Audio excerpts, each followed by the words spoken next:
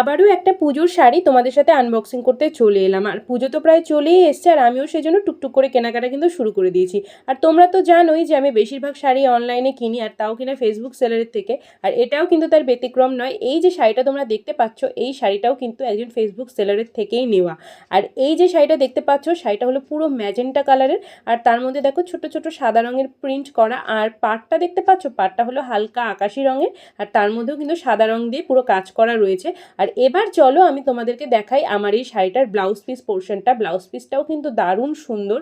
তো এই যে দেখো, ব্লাউজ পিসটা কিন্তু পুরোটা এরকম একই সেম প্রিন্ট করা, যেই প্রিন্টটা পুরো শাড়িটার মধ্যে রয়েছে। আর চলো এবার তোমাকে শাড়িটা একবার খুলে দেখাই।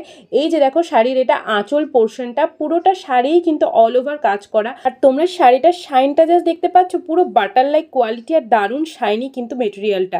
আর এই শাড়িটার সাথে কি রঙের ব্লাউজ দিয়ে পরলে ভালো লাগবে সেটা আমাকে কমেন্টে জানিও।